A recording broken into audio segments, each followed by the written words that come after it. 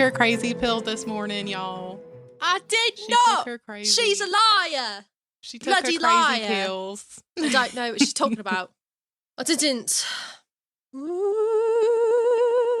hello, mortals. You've returned once again to funny pair, where these two spirits may not linger in the same orchard, but even beyond the grave, I messed up. We are always ready to be summoned for a chat.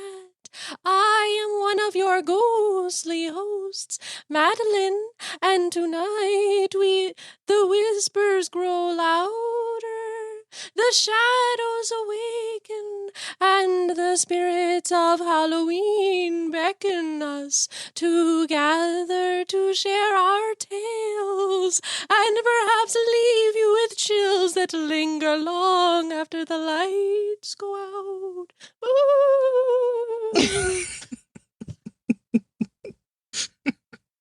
Sorry.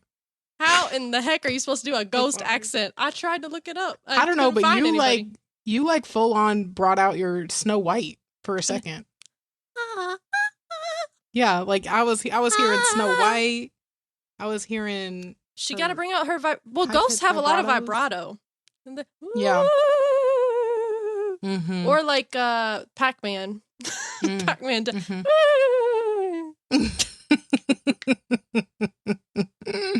Well, I'm Brianna, guys. Hi, how are ya? Ooh. Spooky. Spooky. Wee. Wee.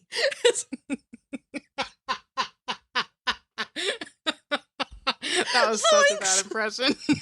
Like Scoob. Like that was a freaking ghost, I'm pretty sure. A roast. We're never gonna get through this episode, I swear. I took my crazy pills. Oh my gosh. Well, this is we don't even know what we're doing today. This is the newest episode in our October spooky series. It's going to be just a little bit different because we're covering a true crime case today. And just giving you a little forewarning, it is a very dark and disturbing story. So if you are not into true crime, if you're not into the spooky stuff or the graphic descriptions of crime, click off now. We don't want you to leave. We want you to stick around. But if that's not for you, we understand. Yes. So trigger warning, we'll be discussing a crime that involves kidnapping and murder, as well as the autopsy and other graphic details. If you think you'll be triggered and made uncomfortable by the details from this story, that is totally okay. We understand. This isn't everyone's cup of tea, so feel free to either skip to the end to the something we are loving for something a little bit lighter, or wait until next week's episode for another October spooky series episode where we'll be covering something a little bit more interesting. Mm-hmm. Yeah. But if you are fascinated with true crime, as I am, are you interested in true crime, Madeline? Do you like true crime? Yeah. All right. I'm absolutely in love with true crime. But listen, if y'all are into it, then just get comfy, grab a blanket, security blanket, whatever makes you comfortable, and settle in because we are going back to 1927 Los Angeles, a city that looked calm and ordinary on the surface, but was about to experience a truly shocking thriller. Okay. That was really good. Yeah. Let's get into it. Now let's talk about murder. No. Okay. No, I'm just kidding. Oh, Lord. Well, okay. I will say we first heard this story on the podcast Morbid, if y'all know that. And honestly, Yes. Bree heard it first, and she told me about it. She's like, girl, we got to do an episode about this. I had been listening to Morbid for a while, like probably a year or something like that, 2 years, year and a half. And I started from the beginning, and I was going all the way through. And this is, I don't want to say it's an early episode, but I want to say it's maybe like a 2-year-old episode or something. I don't know. But anyway, I heard it and I told Madeline about it and it shocked me. It shocked me because you don't hear about, well, okay, you do hear about true crime like this, but I feel like I hadn't, at the time of listening to it, I hadn't heard a true crime case like this one in a long, long time, that it was very shocking to hear. So. Yeah. I honestly don't know a lot. I mean, I know like the big guys out there, like Jeffrey Dahmer and what was his name? Ted Bundy and that kind of thing. Like I knew them and I knew some other stories, but well, this is the first story in a while, at least maybe even ever, that I've listened to with all the detail. Like I know some bits and pieces of other big true crime stories and, you know, that kind of thing, but this is the first one where I sat down and listened and heard the entire story front to back, all the details. And yeah, shocking is a great word for it because I'm sitting here listening to it and I'm just like, what? They what? Yeah. It was nuts. It's a nutso story. But yep. Well, let's just get right into it. Yeah. Let's just do it. So I'm going to start out with a little bit of background, a little, behind the scenes moment before we get into the actual crime. This is the story of Frances Marion Parker. She was born on October 11th, 1915, which I just want to say it would be when this episode is out, this Saturday would be her birthday. So it's coming up. She was born on October 11th, 1915 in Los Angeles, California. She was the daughter of Perry Parker, a bank teller, and Geraldine Heisel Parker. Marion was very, very close with her father and often spent time with him while he was at the bank. They just had a really close relationship. She also had a twin sister named Marjorie and an older brother named Perry Jr. The siblings, they were all very close. The girls, they really looked up to their brother. And like I said, Marion was really close with her dad. They were just a really tight-knit family. And they lived in a respectable middle-class neighborhood, and they had a strong sense of like stability and just community reputation, known for being a really good family. Just that classic sort of American family. Marion attended Mount Vernon Junior High School along with her sister, which was like a newer school. Schools at the time emphasized discipline, civic duty, and traditional subjects, but also encouraged modern extracurriculars for girls like debate, theater, and home economics. Just giving you a little background there. For the time. And Marion was remembered as a really bright, well-mannered, and active, member of her school. And she shared a very close bond with Marjorie. That's what the teachers noted about her. She was just a child who just loved life, loved her family, and loved school. Now, I will set the stage for the actual crime. In December 1927, Marion and Marjorie were just following their normal routine, their normal everyday going to school. And they were really excited for the holidays with school programs, cooler weather, and just time with family, just normal holiday things. Their teacher, Mary Holt, this particular day, she was overseeing the students leaving the school. So she was in the front office, kind of being in charge of letting students go and checking kids out and that kind of thing at the end of the day. But of course, it was a busy holiday week. And so she was really distracted and not paying close attention. This is a key detail. So she's overworked, overwhelmed. A man comes into the office and he asks for, quote, the Parker girl, claiming to be Mr. Cooper, a coworker of Perry Parker. He said that their father had been in an accident and he was calling for her. And when he said, hey, I want the Parker girl, Mary Holt went, do you mean Marion? And he said, yep. Or no, she said, which one? They're twins. Yeah. And he said, the younger one. And then she said, do you mean Marion? And he said, yep, that's the one. The fact that he did not know her name, did not know that she was a twin, should have raised suspicion. But apparently he was, quote, very convincing. Okay, I know times were different.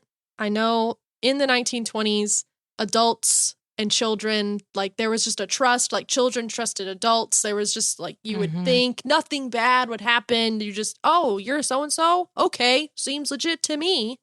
And she was distracted. Mary was distracted. But at the same time, he said, the Parker girl. I'm here to pick up the Parker girl.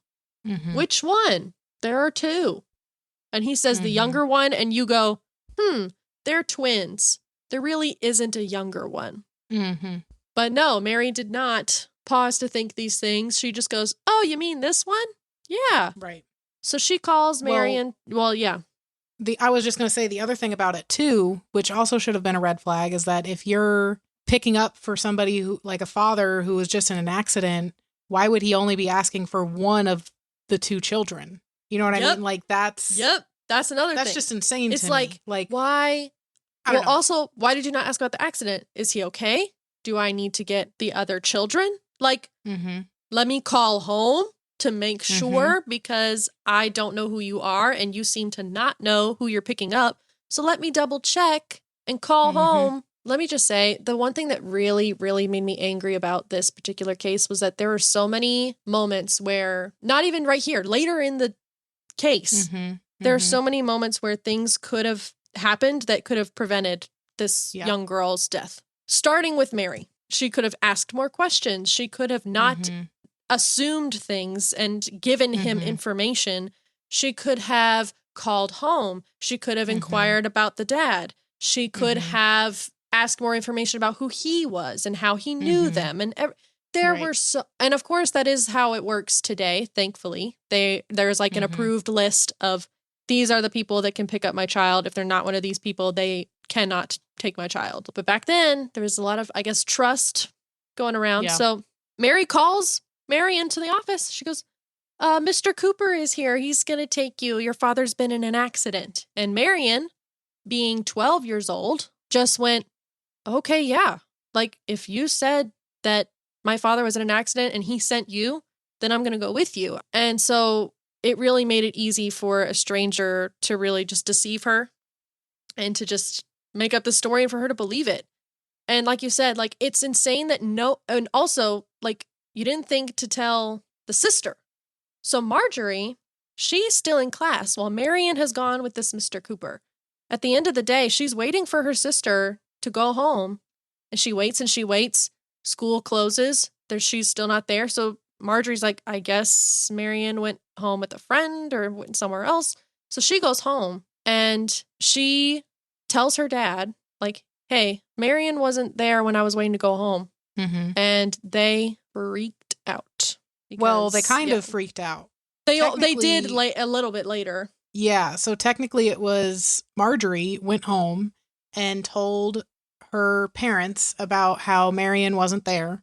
And it wasn't entirely out of character for Marion to have gone or not have come home after school, because sometimes she would stay after school to help a teacher, or she would go home with a friend like we had mentioned earlier. So it wasn't really out of character for her to do something like this. But it prompted Perry, the father, to call the school, and Mrs. Holt answered. That's when she said, oh, Mr. Parker, how are you feeling? Like, oh, you've been in an accident. How are you feeling? And Parker responded. He was a little weirded out, obviously, but he was like, okay, maybe she's just being nice. So really nice. I don't know. He was like, yeah, I'm fine. Where's Marion, bruh? Like, where the heck is my daughter? Yeah.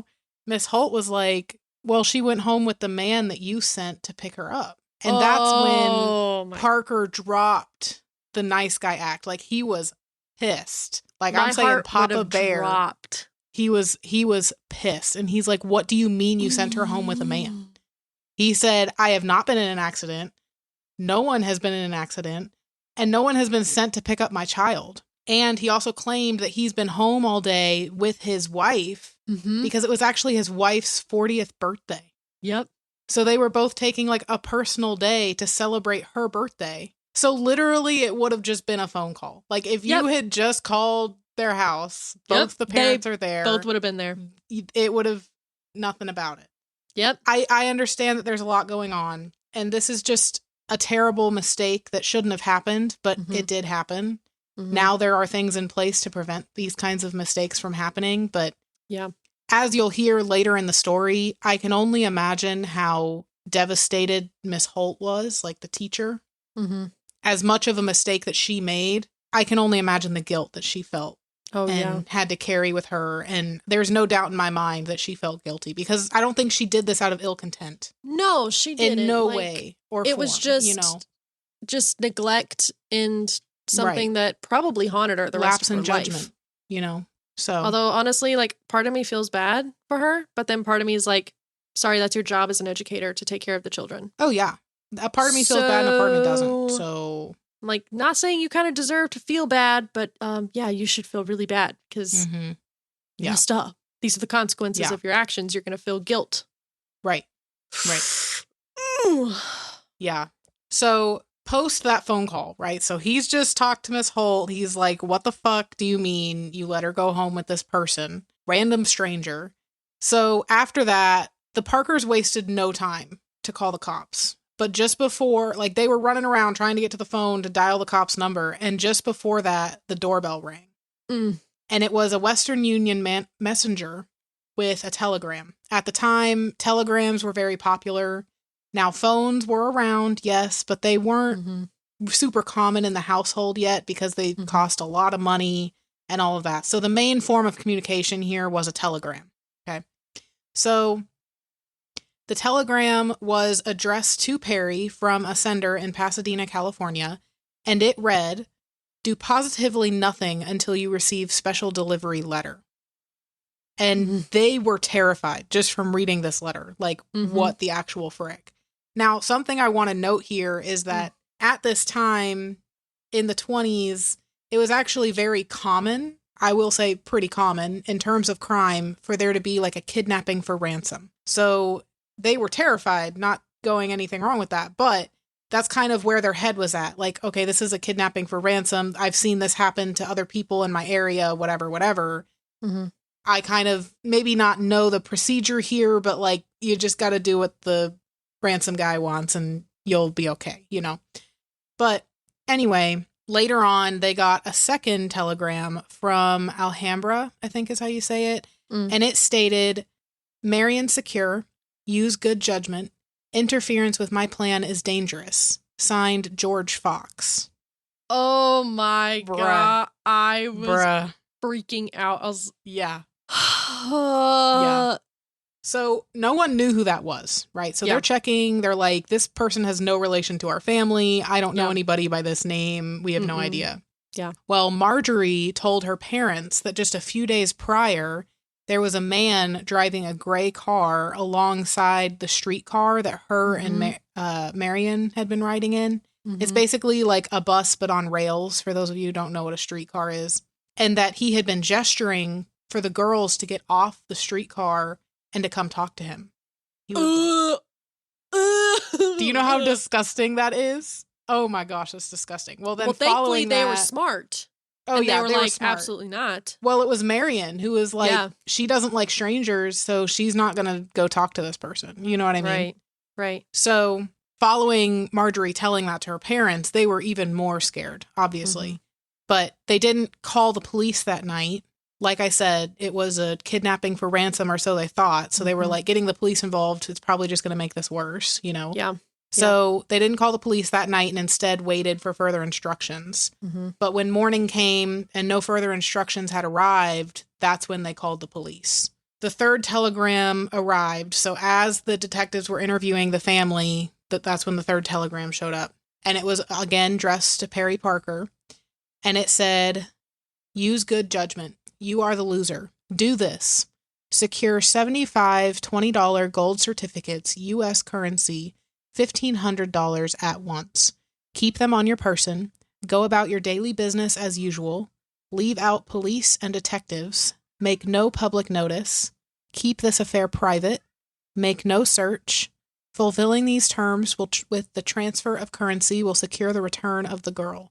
Failure to comply with these requests means no one will ever see the girl again except the angels in heaven. The affair must end one way or another within 3 days, 72 hours. You will receive further notice, but the terms remain the same. Signed, Fate." That third telegram gave me so many chills down my body because he's asking for this and he's like, or the girl, the only person, like the next person to see the girl will be the angels, and signed Fate and stuff. Ew. Ew. It's so disgusting, disturbing and disgusting. Well, I was curious, so I looked up pictures of these actual messages and stuff to see like photocopies of what they had received. Yeah. And one of the things that I noticed that he always signed with was like he would sign with the name like Fate or Fox or whatever name he was using.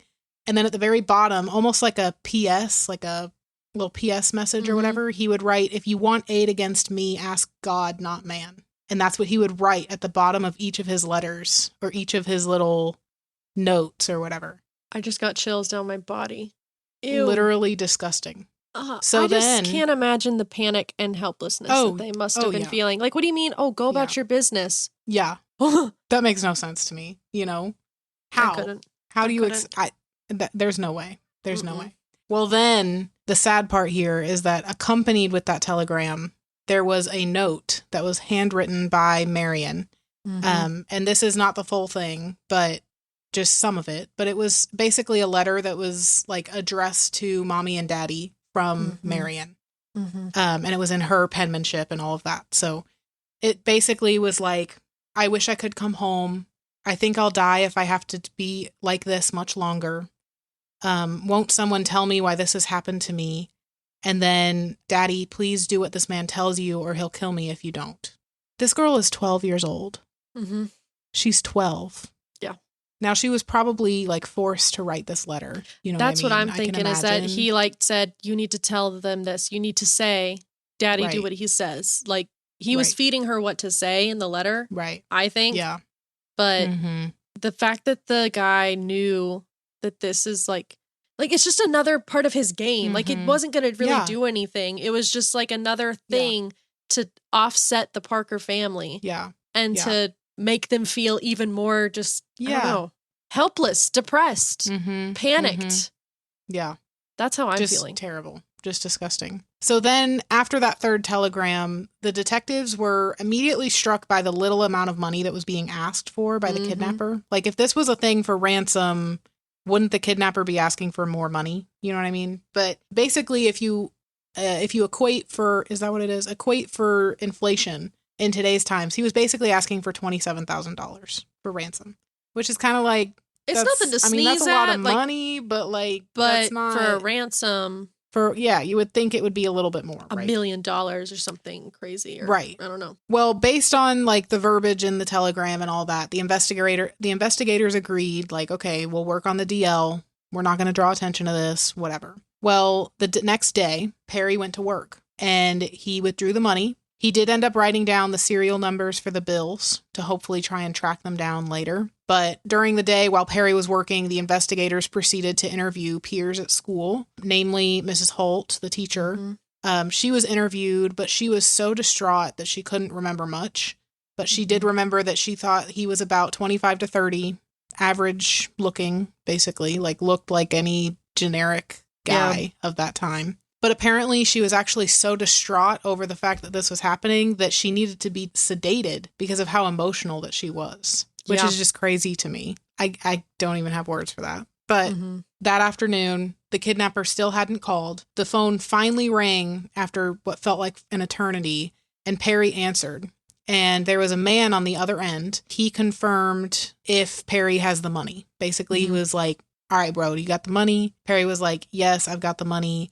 And the man said that he'll call again in 5 minutes. They hung up the phone. The next phone call wasn't for another 30 minutes. So again, another game. Like, what the hell are you doing, bro? Yep. That phone call, the kidnapper informed Perry to get in his car and travel alone a few blocks away, park on Gramercy where the exchange will be made. So not wanting to risk anything, Perry did just that, and he got in his car. He did not alert authorities, and he drove to the location. So Perry arrived at the location. He waited and waited and waited and waited for hours. By 11:45, still no one had shown up. So he kind of realized in his head, like, something must have gone wrong, you know? So he went back home. And once he was home, he realized that the police had actually been following him since the moment he left his house. Moment number 2, where you literally prevented things from going wrong. Yep. First it was Mary Holt, and now it's the police. This could have been a big scary thing that happened, but she could have been okay if the police didn't follow him. Yeah. Well, things only got worse when the next day he realized that the press had been alerted to everything that was going on. Who told them? Somebody in the police. Somebody in the station, somebody who wants to make money off of this or something. I don't know. But they told. Because the only people who knew at that point would have been, like, I guess, close family members and police. And the right? guy who kidnapped her. I'm Well, not and that is true. saying it was him, but what if after he saw Mm. I don't think he would have outed himself, but at the same Yeah. time, he's very theatrical with his Mhm. notes and his names and his phone. I'll call you in Mm. 5 minutes. I'll wait. And then, and knowing the rest of the story, he seems very Mhm. performative. And I almost wonder if this is part of the fantasy of like, and now I'm going to really mess with them and I'm going to make it everywhere. Yeah. And show her face everywhere, but Mhm. I still have her kind of thing. Mhm. I don't know. Maybe that's some sick theory, but I'm like, I just can't imagine a good person telling the press about it. Yeah. So I'm like, The only thing I could I can think think of is that it was him. Yeah. I think my mind more so goes, which that's a very good theory. That's very possible because he was very theatrical in Mhm. everything that he did. You know what I mean? And especially what happens next, it's not like he didn't think that they were going to come after him. Right. Right. Exactly. So my brain kind of goes to, all right, there's a police officer who knows about the case. He's working on the case and he's got to deal with one of the reporters that they'll pay him under the counter if they get him or if he gets him a story of some kind or whatever the case may be. Maybe so. Then you've got the disturbed family members who might be like, if we get word out, everybody's going to be looking for my little girl or my niece that's true or too. whoever. I don't know. I mean, I would think that the family would have probably been like, yeah, don't say anything to anybody. Yeah. You know what I mean? Too scared to I don't say know. anything. There's no way to know, but I would love to know who outed this to the press. Who knows?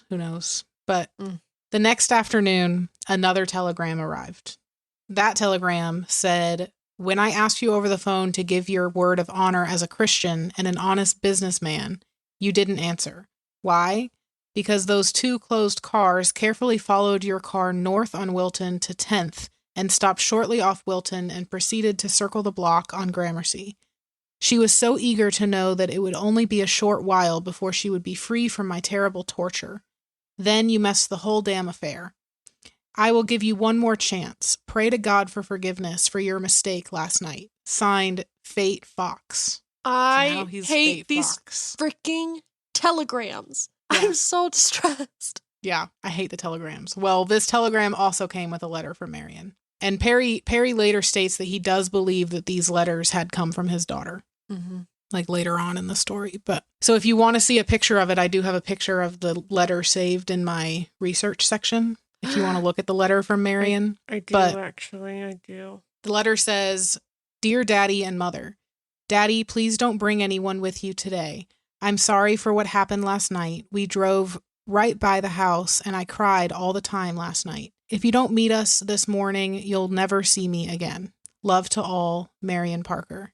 P.S. Please, Daddy, I want to come home this morning. This is your last chance to be sure and come by yourself, or you won't see me again, Marion." This letter is very visibly, it seems to be in Marion's handwriting. Yeah. So, and if you look at the kidnapper's handwriting, it's definitely different from this. Like, it's very obviously different. So either he's really good at writing in different penmanships or I don't know. But after that telegram arrived, the Parkers waited basically all afternoon for their next set of instructions. They did receive 2 telegrams in the meantime that kind of said the same thing. But the first one said, "Please recover your senses rather than kill your child. But so far you have given me no other alternative. Of course you want your child, but you will never get her by notifying the police and causing all this publicity. I feel, however, that you started the search before you received my warning. So I'm not blaming you for the bad beginning. Be sensible and use good judgment. You can't deal with a mastermind like a common crook or kidnapper. Signed, Fox Fate." And then the second telegram, it was much more like along the lines of what you were saying. It was much more dramatic. This one was much more into the dramatics, but it read, "Fox is my name, very sly, you know. Set no traps, I'll watch for them. Get this straight. Remember that life hangs by a thread. I have a gillet ready and am able to handle the situation. Signed, Fate." I don't know what a gillet is, but I'm guessing it's... A gillette is a razor blade. Oh, a like Gillette. The Gillette razor. That's what I was going to say. I think it's like the Gillette razor. I just said it wrong. I'm sorry. A call finally came that evening, and Perry was given instructions to travel alone to Manhattan Place and wait in his car. And if he failed to do that, Marion would die, as he was instructed. So he just did that. The car ride and that night, Perry packed up the money and drove to the destination a little after 8 p.m. He saw headlights coming toward him, and the car pulled up next to him, and Perry saw a driver wearing a hat with a bandana covering the lower half of his face.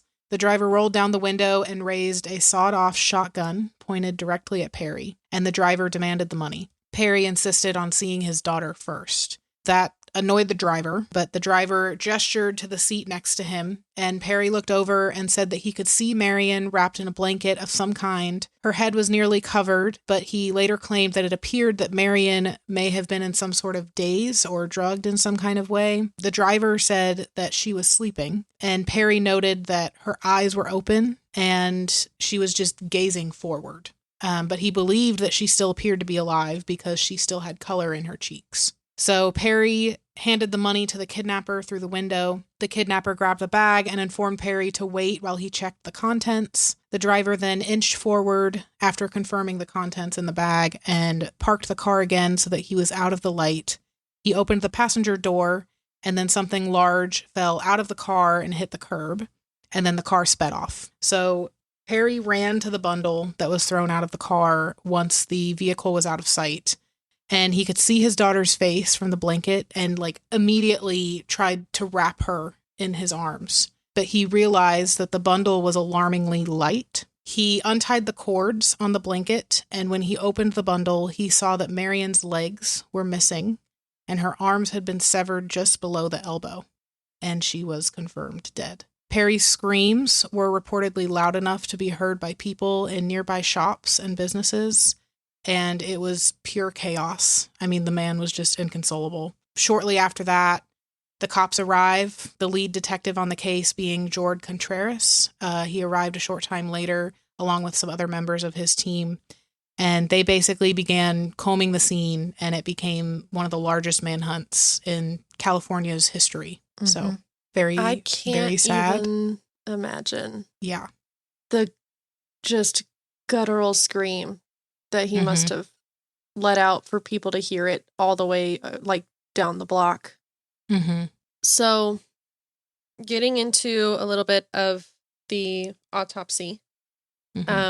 So the lead detective also noticed some really shocking details when he was on the scene. He noticed that Marion's eyes were sewn open to appear like she was alive, and that makeup had been applied to her cheeks. So when her father said that he noted that she must be alive, there's color in her face, that was makeup. The coroner, Frank Wagner, he actually lived next door to the Parkers, so he was actually very familiar with the family, and he knew them very well. He probably knew Marion very well, and so I imagine this was really distressing for him as well. But you also knew that he was going to take care of her and do the best that he could and do his job.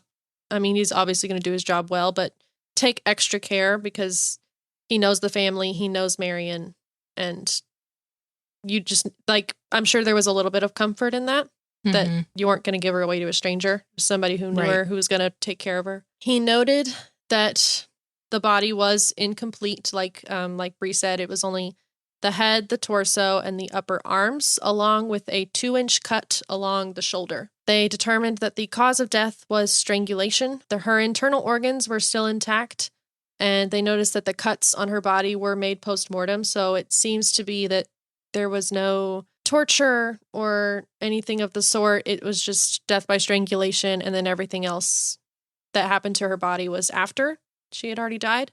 It was also noted that a piece of a man's shirt was stuffed into her abdominal cavity, and I still don't know why. I don't think it was determined why a piece of a shirt was stuffed there. I wonder if it was to try and staunch the bleeding or to try and do something. I'm not sure.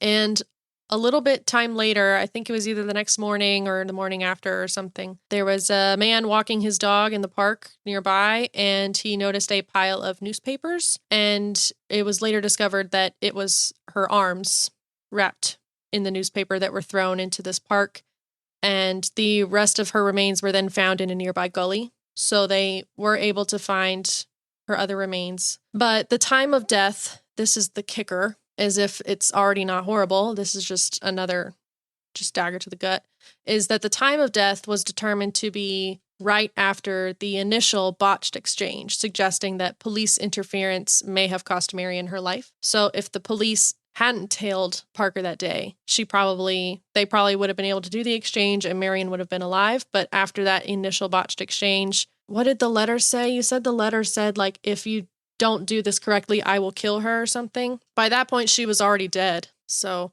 he either wrote that before or after, but pretty much right after that initial exchange. Yeah, Or I think botched he wrote exchange. it just before.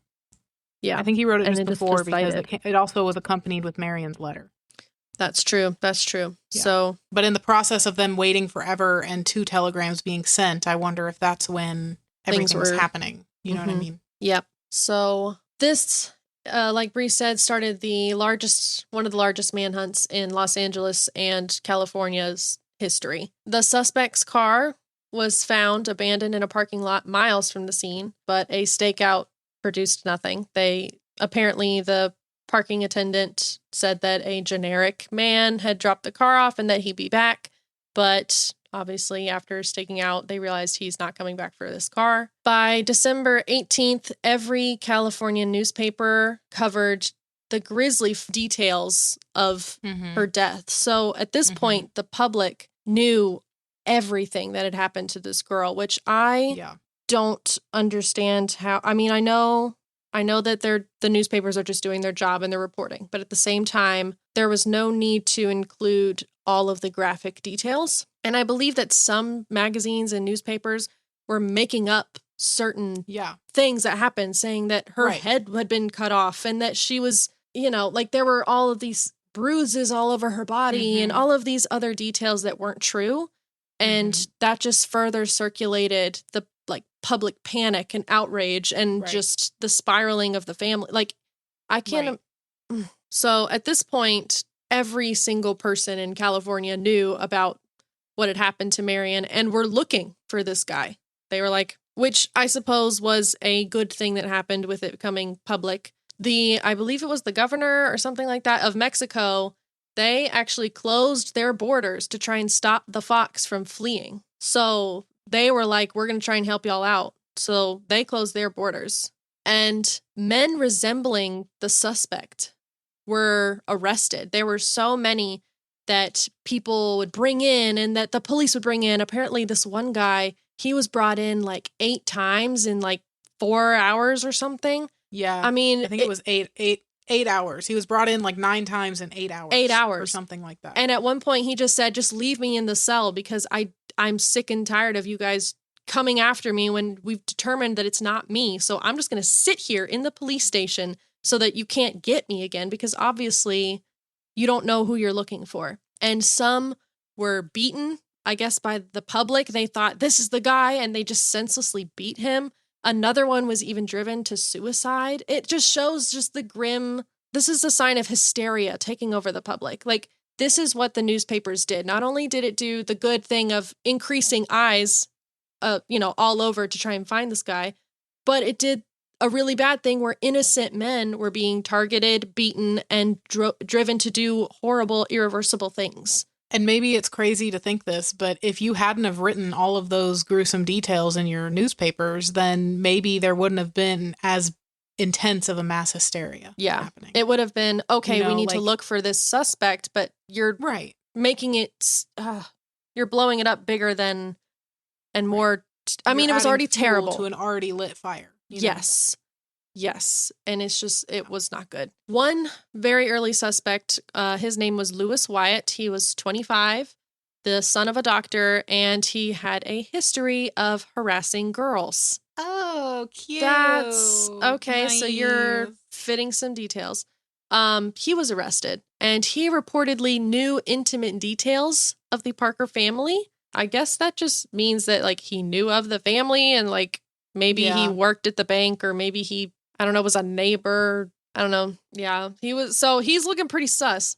Well, the detectives checked that car that the suspect had left in the parking lot, but apparently they didn't check everything the first time and they forgot to check the steering wheel. So apparently they said that the suspect, he was very thorough in cleaning everything up and getting rid of all of his evidence, but like he left fingerprints on the steering wheel. So it was like, what the heck? Well, they noticed that makes sense. that Lewis Wyatt's fingerprints, they did not match the fingerprints in the steering wheel, so they just let him go. They were like, okay, obviously you're not the right guy. They also had fingerprints from the telegrams because those were written. So they got fingerprints from the telegrams and it matched the fingerprints on the steering wheel. These prints also matched someone that is already on their record. And those prints belonged to William Edward Hickman, a 19-year-old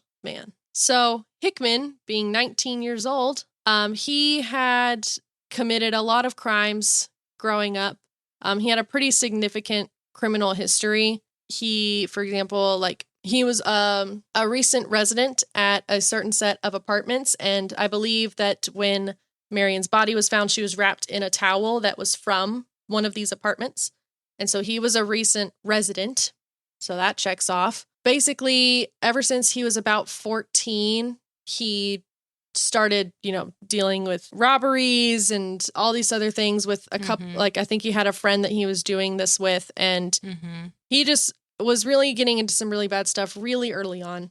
After Hickman graduated from high school, he moved to Los Angeles and he got a job at the First National Bank.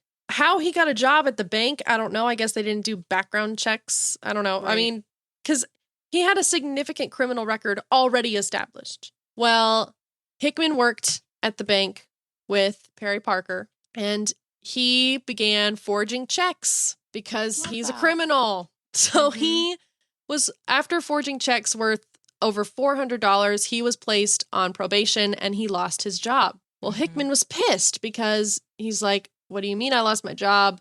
That's how I was making money. And also I was forging checks and it was so easy to steal money when I was already at the bank. So he got pissy about it and started to hold a grudge against the bank. I guess Parker was involved. So basically, investigators tied Hickman to an apartment. Like, they found his apartment and it was stocked with newspapers of Marion's case, a various amount of razor blades, and fragments of what appeared to be a burned ransom note. So I guess a draft that he decided not to send and burnt it up. So they found a lot of evidence that this was their guy. But the biggest thing was that they still haven't found the guy. They now know who he is. They said, okay, he matches the fingerprints. He's got a criminal record. We've, checked his car. We've checked his apartment. Like, this is our guy. We just don't know where he is. But now we have a picture.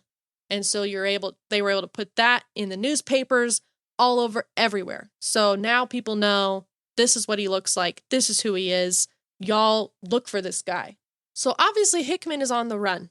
He's trying to escape. He doesn't want to be arrested. Well, on December 21st, only a few days after the exchange and everything, like, all of this happened within 10 days. It really was not a long time. So on December 21st, Hickman was involved in a car accident and fled the scene. He was later tracked purchasing clothes in St. Louis, and then he was later tracked to getting gas in Portland.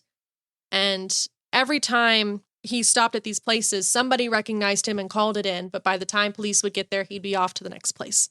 So it was like they were so close, they were just one step behind him. Well, this trail of trying to catch this guy led us to the Columbia River Gorge. On December 22nd, 1927, police spotted Hickman driving in Oregon.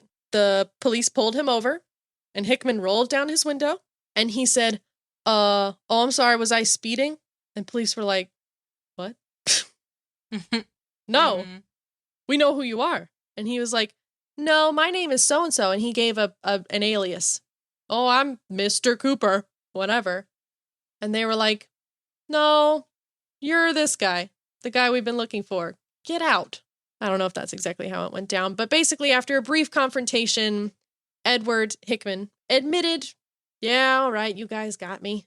And he admitted to his identity and was arrested. So they officially caught the guy. I'm glad he was finally caught, though, because... And only a week after, I'm imagining how difficult it would be to find a guy like that in that time period when technology, I mean, were TVs really a thing? I don't think so. No, So I don't you think don't TVs were really a thing until like the 50s. 50s, yeah. So Right? all Am I you have is crazy? radio. I mean, they had motion pictures, but it was silent film, you know? Yeah. So there's no like news broadcast showing his face everywhere. You maybe have radio where you can kind of, do that way. But at this point, it was really just whatever the newspapers said and were able to get out. Oh no, the television came out kind of in stages. There were crude versions Right. available in the late 1920s, so probably like right before. They weren't popular, let's just say. Yeah. But right before, when he was arrested, right after that is when the TVs kind of came out. Mm. And then the first commercial electronic television broadcast was in 1939. Okay. So quite a while. Anyway, yeah, sorry. At this point, I really commend the police and the investigators because they may have botched it in the beginning, but they really handled it incredibly well and were able to get this guy within a couple of days of the crime, which that's what boggles my mind is that this guy got away with it. It had been days. He had crossed the state border. He was gone. And all you had was like basically nothing, but then you got a name and then you got his face out and then like a couple days later you got him. And it was like, how do you do that? I just am in shock that they were able to get this guy so quickly. And I'm glad that they did because this guy's obviously crazy, which we'll find a little bit in a little bit. We'll see just how crazy he is. Yeah. Yeah. Or rather not crazy. Yeah. Well, I kind of paraphrased some of it because he did so much. Oh that it my was gosh. He just did so much. Like I said, He did too theatrical. much. Oh my Yeah. gosh. He's the most. Anyway. It was just insane. So I pulled out some of the highlights, I guess, but he was just know that he was intense. Mm-hmm. So leading up to court, so obviously the police bring him in for questioning, right? Like he's been arrested. Now, I don't know that that was like the official arrest necessarily, because I think you have to get an arrest warrant signed by a judge to make an official arrest, but it was like they caught him and brought him in for questioning. And then while he was in is when they issued like the official arrest. And that's when he was like basically put behind bars, like put in holding. But basically, like leading up to this, during his questioning, Hickman revealed to investigators, like they're having a conversation, like, what the heck did you do, bro? Let me know, whatever. And he basically told them that it was a 3-man job. So this whole Marion case thing, right? And it was himself, a person named Andrew Kramer, and another person named June Dunning. And that was believed, or according to him, it was a couple from San Diego. So he said that in the past, he had robbed places and things like that, but he wanted to do a job that would make him money or make him more money so that he could go back to school, right? Like that was his whole thing, was to get back into school. But you only ask for X much money. I was in it for the money, not much money. Right. But then that's when he came up with the Marion Parker idea, right? Like this is my big break. This is how I can make all this money, right? He had previously seen Perry and his daughter at the bank where he held a grudge, right? Because Madeline had mentioned earlier, he worked at this bank. He signed some counterfeit checks and all this kind of stuff. And Perry also worked at that bank. So Perry would bring his daughter in because, again, they were close. And daddy-daughter days at work were a good thing, blah, blah, blah, whatever. So he basically held a grudge with these people because of getting fired. And he picked the daughter to be the target.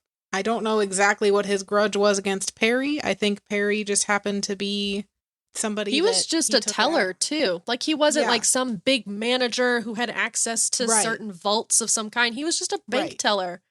He was just a face.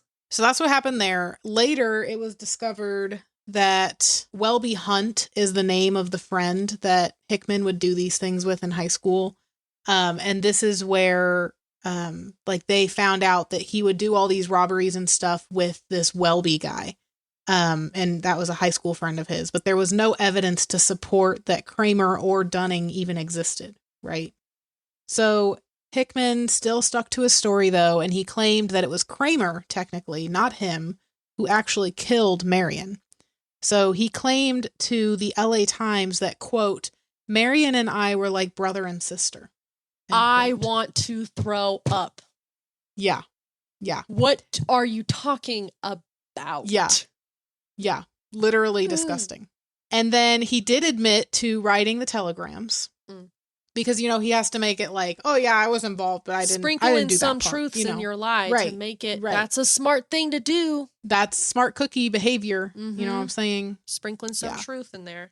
He also claimed that he never actually wanted to hurt Marion and that he made it a point to always ensure Marion was safe. And Marion, in return, promised not to make any noise. And he also claimed that he took her to the Rialto Theater the night that he took her. Though that's not confirmed to be true, but that's like a movie theater. Like he claimed that he took her to the movie theater after checking her out of school, right? Whatever. See, I wonder if he actually did though. Because he's so sick to try and kind of calm her down. Like she's freaking out about her father and he still has the Mr. Cooper sort of facade that he's putting up. And she's trusting him. Like at this point, she still thinks that he's a friend from work.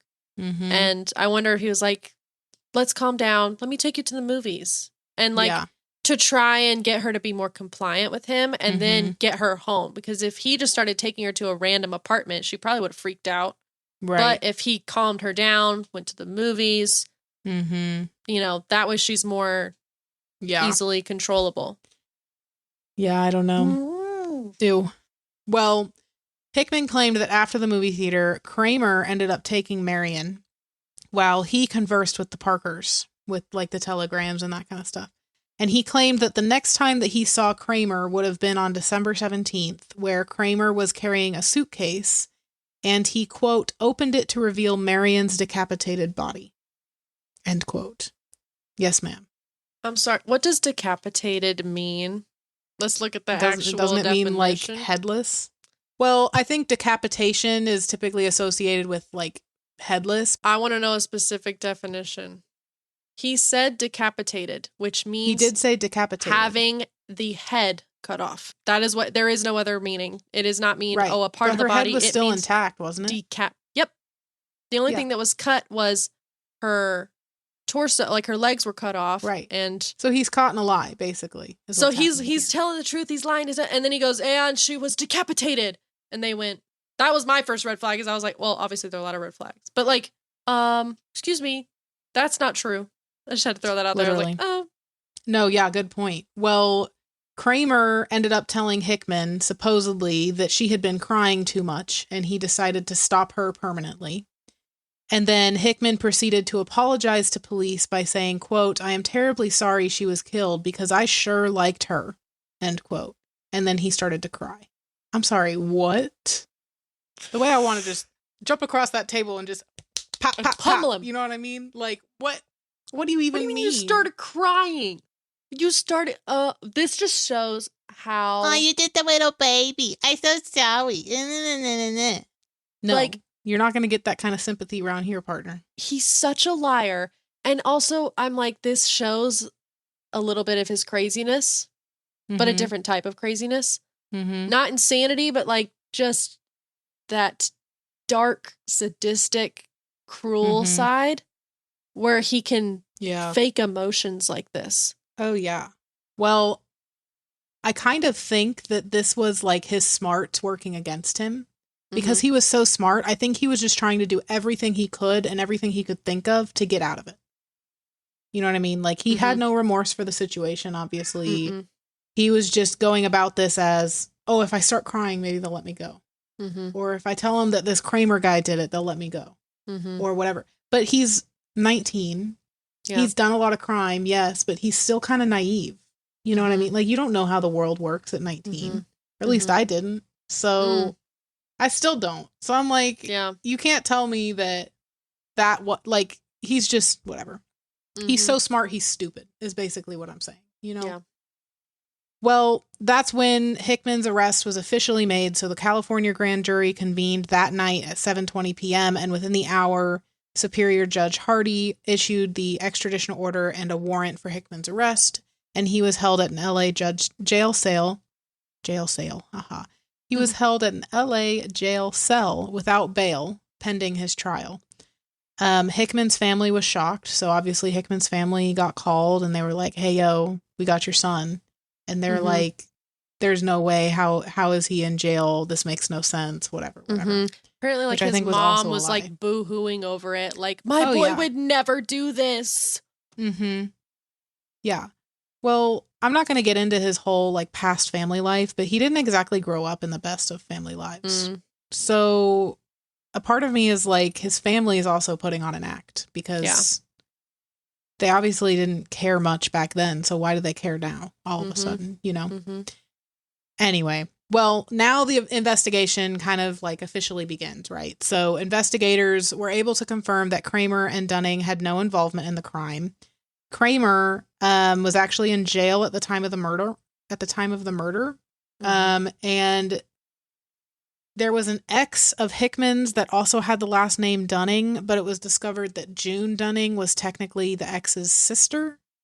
So I think he was just pulling names out of his butt. Like, he doesn't know these people. It's just people he's run into in the past. Like, Kramer was somebody that he just ran into in LA, and they might have had a couple beers together, but it wasn't like, oh, we're besties for the resties. You know what I mean? So anyway, well, when Hickman was informed of this discovery, apparently he laughed. And then he said, quote, when I get to LA, I would like to see Kramer and the girl too. End quote. Whatever that means. Trying to be threatening, I guess. Well, why did he do it, right? Like, there's a lot of speculation going around. Well, a lot of the speculation that's going around is he's an insane person. There was a guard at one point who was watching over Hickman, and he later confirmed that he being Hickman, seemed proud of what he did. And he claimed that what he had sent to Perry, like the telegrams and stuff, were some of his, quote, masterpieces. And then a psychiatrist, Dr. W.D. McNary, on the other hand, had evaluated Hickman and claimed that he was not insane and that his mind seemed very clear. And he claimed that, quote, he told a straight, coherent story and never was at a loss for words. There was nothing about him to indicate insanity, end quote. Yeah. So on one hand, you've got Hickman trying to pretend like he's insane. On the other hand, you've got that he's proud of it. And on the other hand, you've got that a doctor saying he's not insane. Right. And I feel like the insanity thing, like, maybe science was different back then, but like, the extra actually crazy people always seem to be the most, quote, normal. And that's the scariest thing, is that they're not foaming at the mouth and I did it. And they're not acting freaky. They're actually very calm, very normal, maybe have these emotional outbursts. But other than that, like, that's actually a crazy person. Right. Exactly. Well, that doctor also claimed in future evaluations that, quote, Hickman claimed he does not like girls, that he is deeply religious, and that his ambition was to become a minister. Yeah, okay, whatever. Sure. Later, while in jail, he would constantly switch between claiming to be proud of what he had done and then claiming that he was super religious. And the only reason that he is here is because, quote, God willed it. All right. Most believed that as soon as he was arrested, he used this as a tactic to begin kind of laying the groundwork for an insanity plea. Basically, throughout all of this, him trying to make it seem like he's insane, but then he's not insane, and so on and so forth. He ended up confessing to the kidnapping and murder of Marion.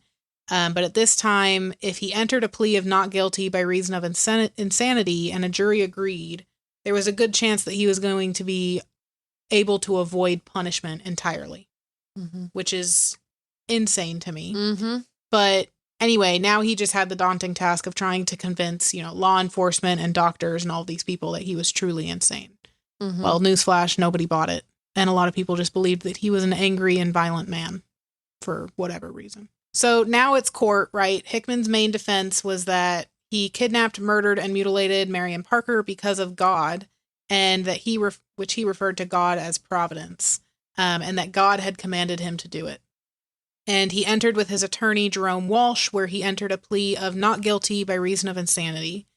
And the whole time during this plea, whatever thing that was happening, which this is pre-trial, but this was like the initial thing of him going in and pleading whatever he wants to plea. But basically the whole time he just stared at the floor.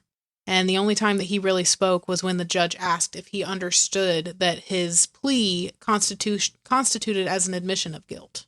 He wasn't necessarily pleading guilty, but he was like, yeah, I know that I did this, but I was kind of insane. You know what I mean? Yeah. So anyway, well, the trial date was set for January 25th of 1928. There was some things that were going on. Basically, the original judge, Carlos Hardy, had to step down due to a motion that was filed by the defense claiming that he was biased and prejudiced. And the case was then reassigned to another judge, J.J. Tribuco.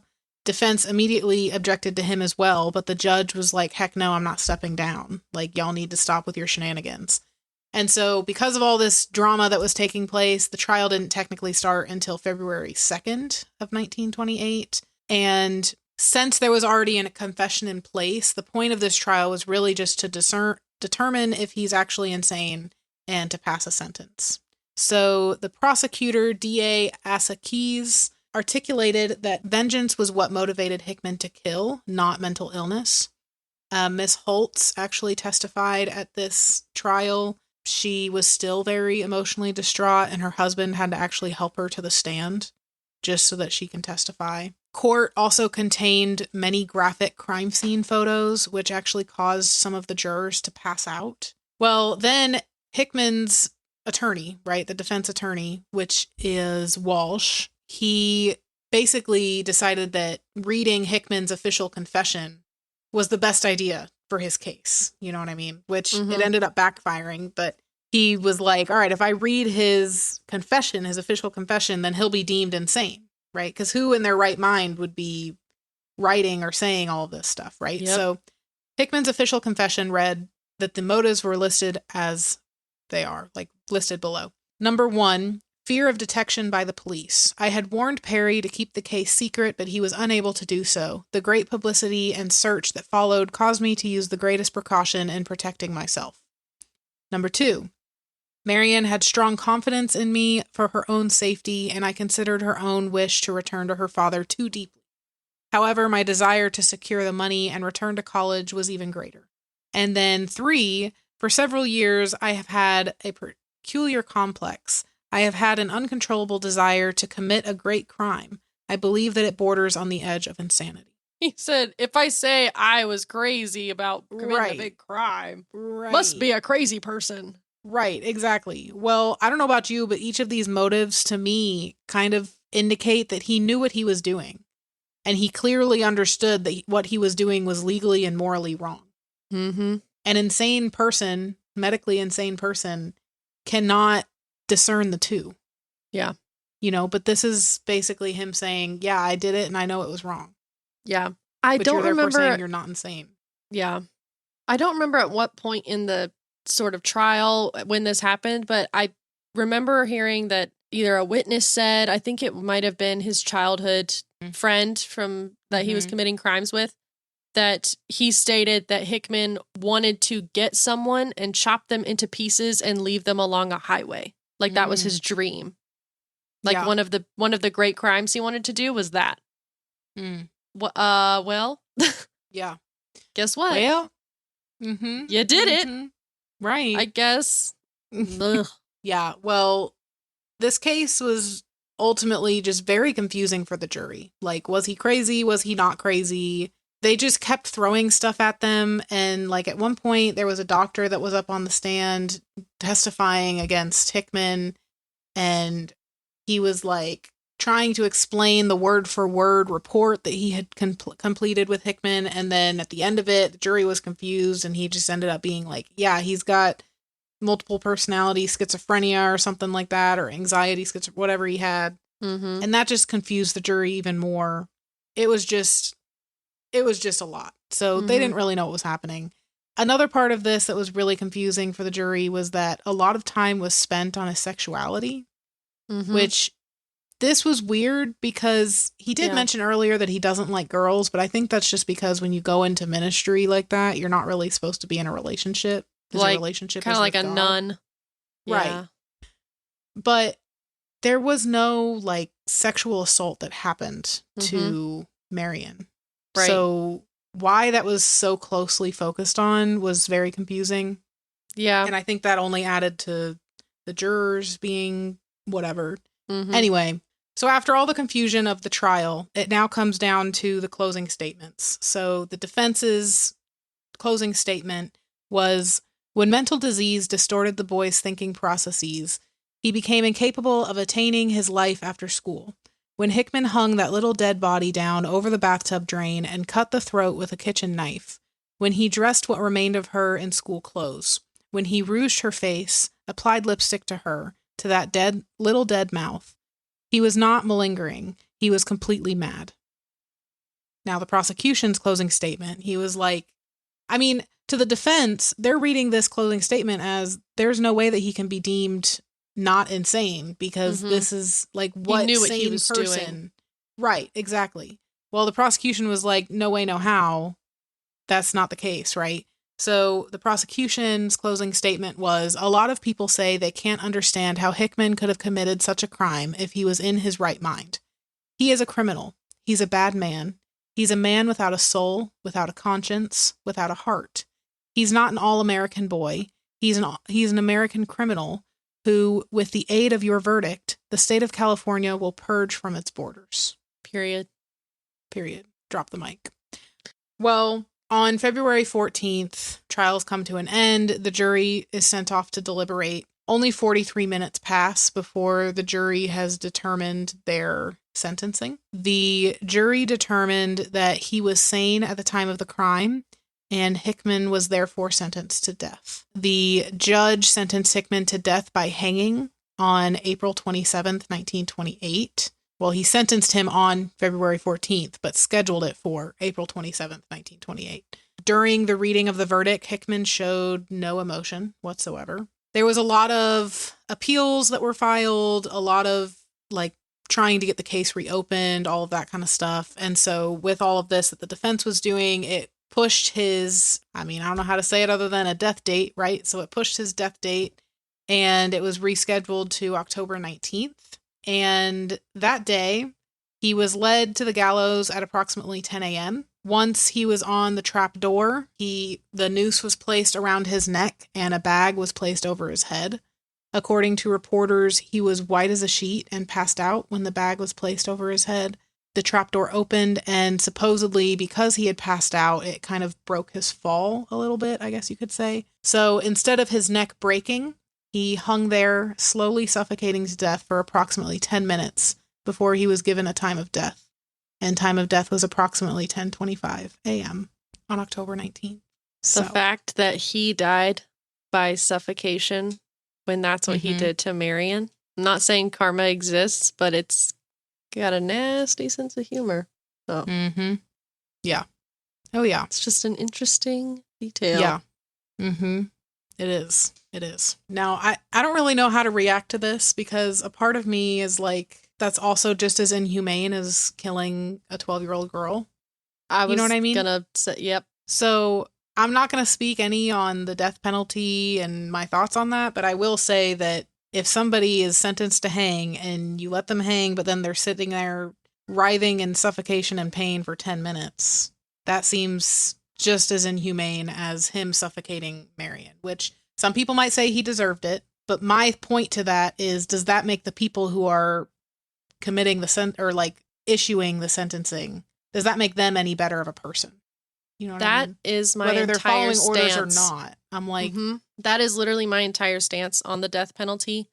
I, for one, do not support the death penalty. To me, just a quick version, like, we don't get to play God and determine when it's okay to take a life and when it's not okay to take a life. And just because you decide as a group and do it in a, nowadays, I quote, humane way, and even this way, an inhumane way, but because a group of people decided it was okay, does that mean it's okay?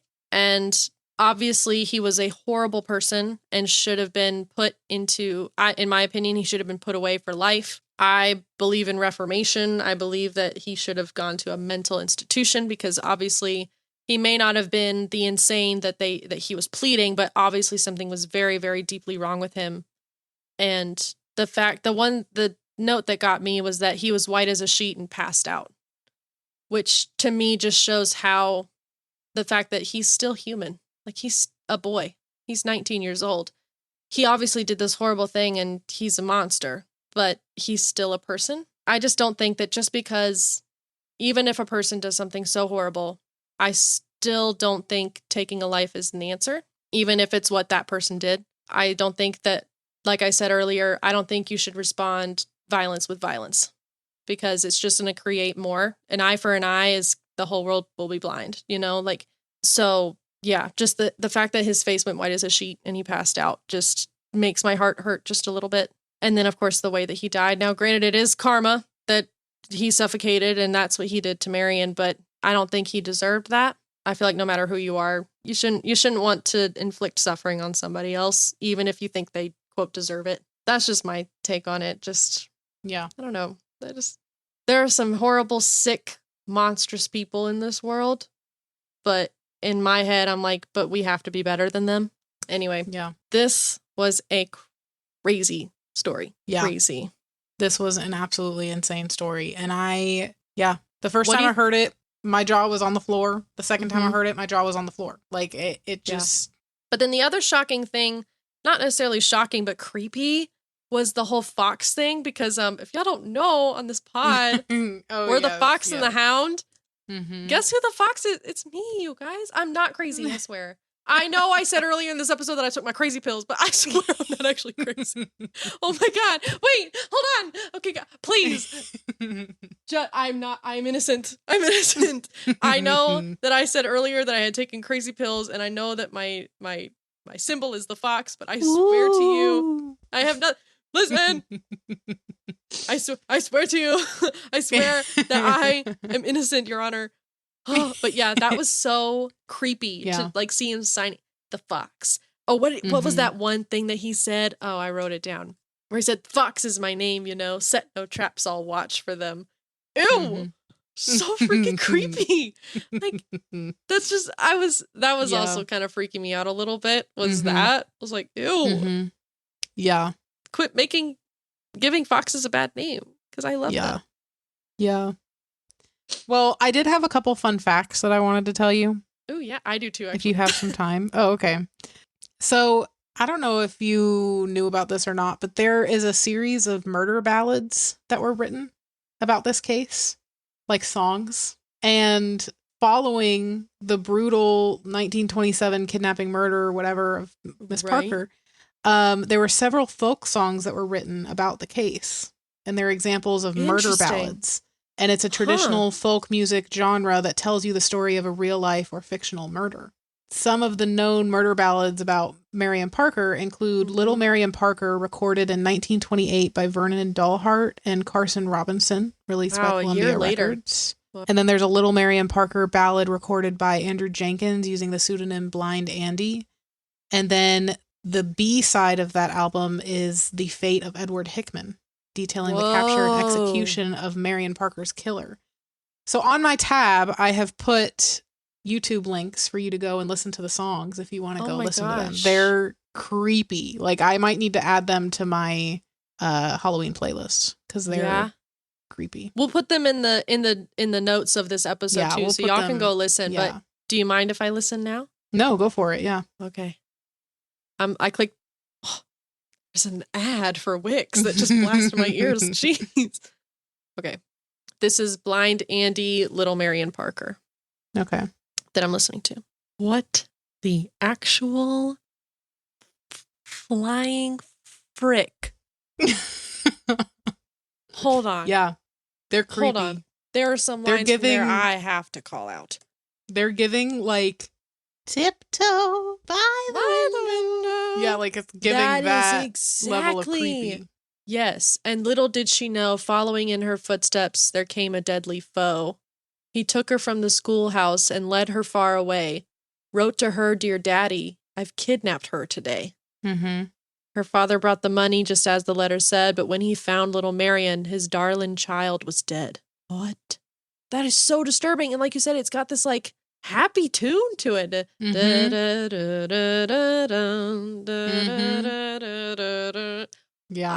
That made me uncomfy. Yeah. Okay, now I want to listen I to literally, the next one. like, it was one of the first. Is this The Fate of Edward Hickman? Is that the other song? Oh, yeah. Yeah, that's the. But Yeah. no, keep talking.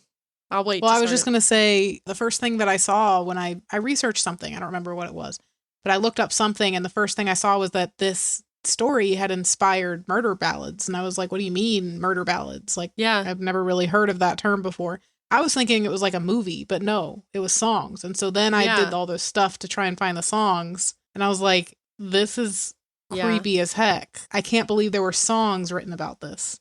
Yeah. Like they sound kind of like nursery rhymes. Yes. And then I was reading a comment from somebody and they were like, yeah, my grandmother used to sing this to me all the time. I was like, what do you mean your grandmother used to sing this to you all the time? What are you Did she talking also have about? a creepy doll that would like sit and watch you in your room when you stayed at grandma's house? Okay. Yeah. That's a little concerning. But I guess it was a different time. Yeah. Okay, now I'm gonna listen to The Fate of Edward Hickman. Ooh, why do I feel so creepy right now? It also has the same like bouncy, happy violin sound. These two songs are very like, guess what? This little girl, she was kidnapped and then she died. And this guy, he did it. And guess what we did? He died too. And it was like, oh, all set to the da da da da da da. Oh. And in my head, all I can think of is, was this like on the Billboard Hot 100 like of that year? And did like the family have to listen to these songs? I don't know. Like it says that it came out in 1928. So obviously the family had to have known. Yeah, of the they've song. definitely heard it, I'm sure. But I can't imagine like hearing it. I wonder if they thought it was either an honor to like keep Marion's name alive, or if it was disgusting because they were like, you're just telling me what I already know. I was there. Please quit talking about. Like, I don't know which side they were on, and I'm curious if I'm curious to know which, you know, why do they all have that like happy tune to it? I know. I love how they say some of the words though, I will say. Yeah. Like they said party, a party girl or whatever, and then they just said a murderous villain. It's not funny, but it's like, why do you got to say it like that? Yeah. A murderous villain. You sound like Tweety Bird or something. Murder ballads were popular as a form of early true crime storytelling, providing communities with information about sensational real-life crimes, serving as cautionary tales about social transgressions and their consequences, and acting as a source of entertainment. These songs, rooted in the medieval ballad tradition, allowed for news to be spread among largely illiterate populations, often focusing on real murders, sometimes to reinforce gender norms by warning women or to justify a murderer's actions. Whoa. Before That's widespread crazy. literacy and newspaper, murder ballads served as a way to share news of crimes throughout communities. Yeah. So yeah, not just preserving the story, but to tell it. I didn't even think about the fact that there could be a whole group of people that... Yeah, there are plenty... Well, at this point in time, I'm sure there were plenty of illiterate people that... Oh, yeah. And this is well, how... and the fact that this came out, like it started in the medieval times, where there really wasn't anybody who could read at all. You know, I mean, that's when they had like pictures to tell the story of Christ in churches and stuff. Yeah. You know, that's where like stained glass became a thing and all this kind of visual storytelling.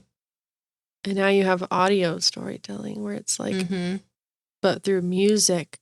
That's crazy. Okay, it's not as creepy now, I guess. It was a little creepy. But now I guess it's still creepy. It's still kind of creepy. But like the historical context is like, oh no, it actually makes sense that they wrote these songs because they needed to tell her story. And if you can read, then... So were these songs and these murder ballads, were these the first like true crime podcasts? Basically. Like, yeah, it sounds these were like the first. Wow. This one says, in American context, the tradition crossed the Atlantic with settlers, particularly to the Appalachian regions, where it merged with local cultures to produce the new forms of murder ballads. So. Wow. That's why they've got the country twang, why they say murderous, why they say party. Yeah. School. They took the murderous villain. It literally sounds like Tweety Bird. I should not be making a joke, but the really Skill House. Did you have any other fun facts or fun tidbits? No, that's really it. Those were my main, like, I wanted to tell you about those songs. So. Yeah. Well, after listening to all of this, I was curious about what happened to Marjorie, like the twin sister. Whatever happened to her? How did her life turn out? And I tried looking stuff up, but really there is not a lot about her. A lot of times after like horrendous things like this, the family doesn't really want to be in the public eye. You know what I mean? Yeah. I didn't know if maybe she went on to like be some advocate for something or, you know, like something like that. Well, Marjorie Helen Parker Holmes. So she married Charles E. Holmes in 1969, and she died August 2nd, 1987 at the age of 71 in San Diego County, California. Her obituary really doesn't say a lot. It says Mrs. Holmes was born in Los Angeles and lived in the county for 39 years. She was a retired legal secretary and a member of the San Diego Legal Secretaries Association and served as its president from 1956 to 1957, and she was active in the church. And that was really it. Her burial, she was cremated and her ashes were scattered at sea. Okay. So I just wanted to know what happened to her. Like, it just, to think. So she didn't have any kids or anything? Not from what I could find. Yeah, well, I can only imagine what that does to a person, especially when it happens to you so young, and then probably fear of having probably, children. That's what I was just going to say. Like, you're scared to even try and start a family because of what happened to your own. So it's like you just don't. Nothing can happen to them if they don't exist. Right. Yeah. Which is sad. I just can't imagine. I don't know, but I've read and seen and heard that a twin is like, you know, closer than a sibling because you're literally of the same DNA. Like you have the exact same. Like you are literally the exact same. And just, I can't imagine losing a twin in such a horrendous way at such a pivotal age. It would be one thing if they were, I'm sorry to be horrible, but I'm trying to step away from this a little bit, but it would be one thing if they were real little, like 5 or 6. It'd still be traumatic, but I wonder if she would still understand the loss, but being almost a teenager in such a pivotal moment of like growth and like in a child's brain and that kind of thing, like that's such a important time that I can't even imagine the loss and the devastation. And it's just interesting that, like, I mean, obviously she was a child, but you know, the only person we're hearing in this case is the father. And yes, he was the one that was the main person involved of the money and the drop off and finding her and everything. But like the brother and Marjorie are really not mentioned at all. Right. Even the mom. mom. Geraldine, she's not there. So I was just curious just to see if anything happened with her. And it seemed like she lived a long, fulfilling life. That, I don't know, that brought me a little bit of comfort knowing that she still found love and found a purpose and died of old age and is now scattered at sea. You know, like that just felt a little nice to know. Just knowing how traumatic her past was, that she hopefully ended up being okay. Well, obviously today was a very heavy episode, but be better, people. This is, this is crazy. Crazy. Well, in a much lighter, hopefully, happier, more funny pair note, what is something that you're loving or hating right now? I am loving that another trailer came out for Wicked today. I don't know if you've watched that yet. Oh my god, yes. Oh, shiz. Oh, shiz. Yeah. I love it. Ariana's so iconic. I guess I'm loving the show, or it's a movie called Ballerina, from the John Wick Chronicles, whatever. I haven't finished the movie. I started it last night, but I haven't finished it. I watched it, like, I started watching it during my dinner and then whatever. Oh, that's another thing I'm loving. Mississippi pot roast. I'm loving some Mississippi pot roast, girl, because it's been a long time since I had it. And I made it over the weekend, and I've just been eating nothing but that for the past, like, 3 days, and it makes me so happy. That's beautiful. I love that for you. I am loving that. I'm loving some books right now. So, did you start Alchemized? I did. Oh, I did. Girl, you caved and you started. I love it. I'm about 3 chapters in.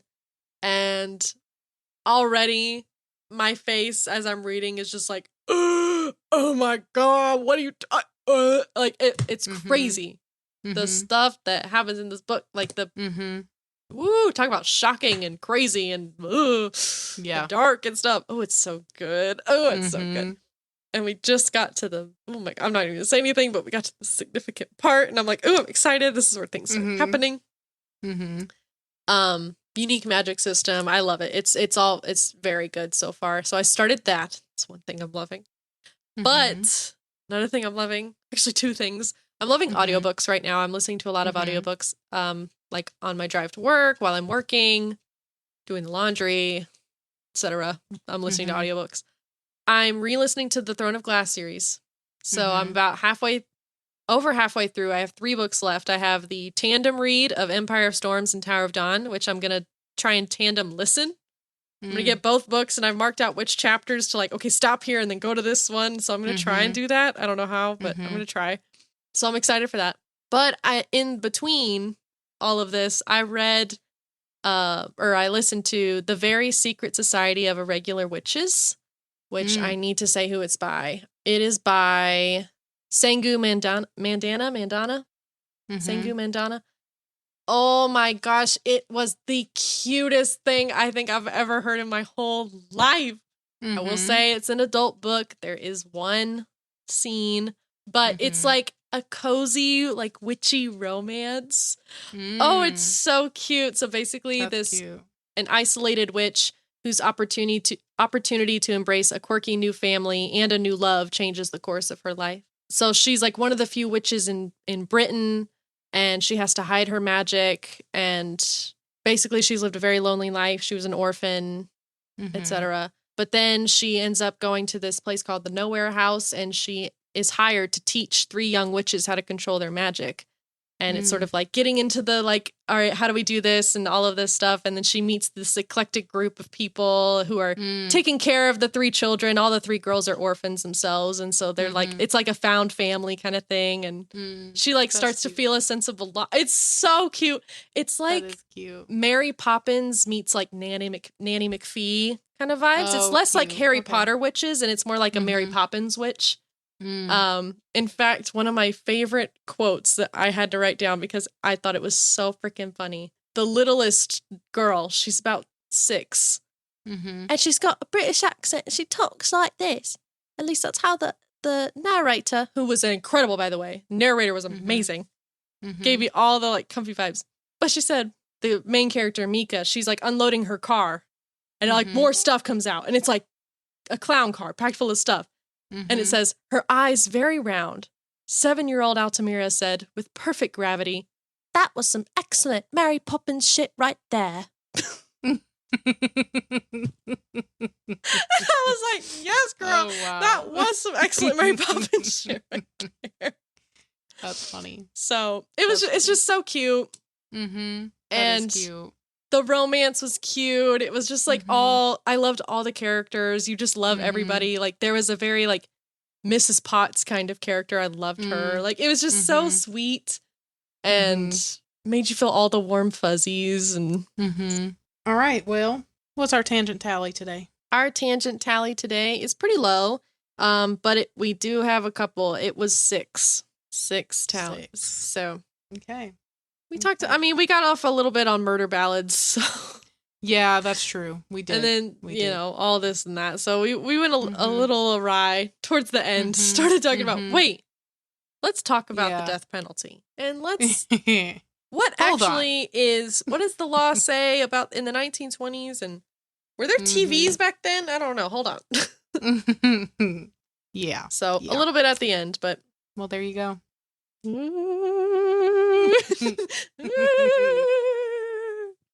Oh no, it's Snow White. Oh. She's pale as a ghost. Snow White. Before you fade away into the night. Be sure to follow us on your preferred podcast listening platform and on our Instagram at FunnyPairPod so you never miss a whisper of our latest news and releases. And do not be shy, my little phantoms. Let us know what you think of this particular haunting and the podcast in general by sending us a DM or leaving a comment on our Instagram, or if you feel so inclined, take a moment to rate and review this ghostly little podcast on wherever you're listening. It means so much to us as those ratings and reviews. They help keep our spirits roaming and this little haunted podcast alive. Thank you, dear listeners, for raising us from the grave for this fleeting haunting. But the night grows long, and we must return to our shadowy hunts until you call on us again.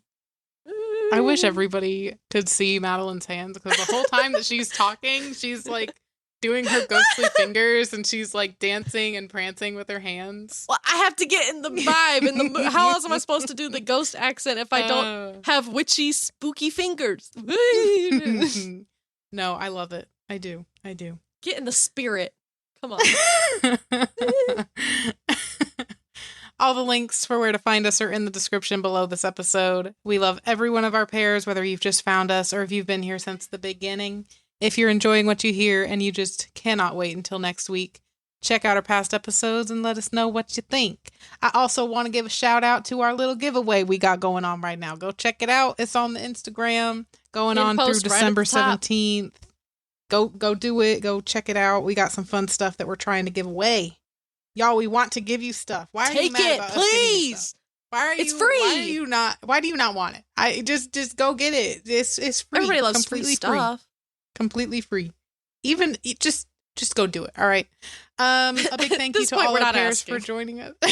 Sorry. At this point, we're not asking. Go. Literally. Okay, go do it. A big thank you to all of our pairs for joining us in this episode and for helping our orchard grow.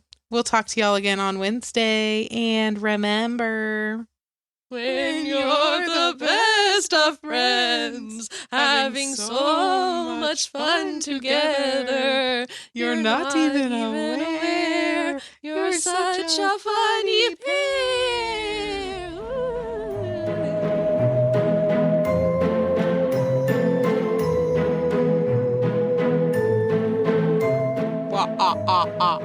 Boogie boogie. Did everybody do their sparkle fingers? Hamburger, cheeseburger, Big Mac, Whopper. What is that from? I don't actually know, but it's put to the sound of the mummy guy from Hotel Transylvania. The I don't second time actually we're know where bringing that's it up. from, though. Yeah, I know the video you're talking about where he's like, and his like arms start doing the whole worm thing or whatever. I gotta look it up. Where cheeseburger, Big Mac, Whopper. Where is hamburger, cheeseburger? It's a full song. Oh my gosh, look at the lyrics. The lyrics are hamburger, cheeseburger, Big Mac, Whopper, hamburger, cheeseburger, Big Mac, and it's just that about 100 times. The hamburger song from Big Willie Status. All right. In 2009. Song. We're listening to Hamburger Song. The reverb. Oh my god. It has 7.6 million views. It was posted February of 2009. Okay, guys, fun fact while Bree's jamming. So it is an original composition by James E. Cunningham, utilizing a Tuvan throat singing technique called, sorry, I'm very distracted, called Kargira, in which a subharmonic frequency is produced through the sympathetic vibration of the false vocal cords. This is a short version of a song by the same name, which appears on the album Didgeridoo.Diversions. Oh, they big, fat, and juicy. Girl, I tell you what. She's still listening to this. Wait, hold on. There's a rap. I didn't even get to the rap. Yeah, I'm in the rap part right now. Oh, there's a rap, y'all. It's like artery murder. It's on trend with the episode. Oh my god. Can you do that with your voice? Hamburger, cheeseburger, Big Mac, Whopper, hamburger, cheeseburger, Big Mac, Whopper. I can't do it. I just want to say, I forgot to mention this earlier. Last week, my vampire, why was he French? Yeah, My I don't vampire know. was kind of French. I guess I was just trying to think of the scariest thing I could think of. It was like a French vampire. It's even scarier. Yeah, maybe. Blah, blah, blah. Blah, blah, blah. You got a piece of Big Mac stuck in your throat, girl. Now I'm just Some thinking of that secret Cardi B sauce. song. No, I'm sorry.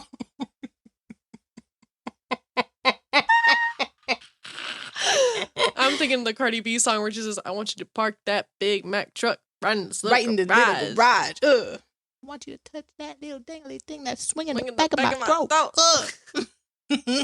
I just want to say, I don't listen to Cardi B at all. I don't listen to her music. And yet, if you played the song, if you played that, I would know it. What is with us finding all these bops? I mean, I'm talking about, we got Magic Mirror on the Wall. We got Hamburger Song. This is where having a funny pair playlist would be so helpful, because we It could would put in be all the so songs helpful. I'm gonna write that down. just hit us. The songs that just like hit us out of left field. Like we were singing the iCarly theme song the other day. Yes. We're singing the Hamburger Song today. Mm-hmm. We got I like dollars. I like diamonds. I like stunning. I like shining. I like $1,000,000 bills. Where's my pen? I'm signing. I like Balenciagas, the one that look like socks. Wow. So the Hamburger Song, it slaps. Y'all should go listen to it. Yeah. Mm-hmm. We got all those. You've got to listen to the Marion Parker murder ballads as well as the Hamburger We could song. put those on our playlist too, girl. We could. We could. I'm just telling you. Maybe we do. Maybe we do. Maybe we do. Maybe. This feels like a not season. maybe. This feels like a you need to do this. Write this down. So well, a playlist for each season. You know how when you go to the grocery store and they've got music playing in the background? Our music playing in the background is our playlist. Hamburger, Big Mac, cheese. What is it? Hamburger, cheeseburger, Big Mac, Whopper. Then it gets to the rap and it's like Big Mac, Whopper, Big Mac, Whopper. Okay, hold on. All right, playlist for each season. I've got it written down. Yep. Don't you There you worry. go. Check Cool. out our Spotify. Ooh, Check it out. might be seeing a couple playlists pop up. I don't know. Mm-hmm. Maybe. We'll see. Well, the shoppers Oh. better come to the front. We're running out of Big Macs. We're running out of Whoppers. If you want some, you gotta come to the front. The front of store is store. closing. It's closing. Closing down. We told you this an hour ago. An hour. An hour? That's so mean. I'm so sorry. I love an Irish accent. I wish I had one. But instead I got a hick accent, so Yeah, with your what'd you say, your your profile. profile. That's what it was. Your profile picture. Yeah. That'd be me. Shoppers, please come to the front. We're closed. Yes. Yes, we are. Well, 15 seconds. 15, 14, 13, 12, They're already gone. 11, 10, 7, 6, 5, 4, 3, 3, 2, 2, 1. 1. Happy New Year. Happy bloody New Year. Okay, we're going to go now. We lost our momentum. We did. We're gonna go now.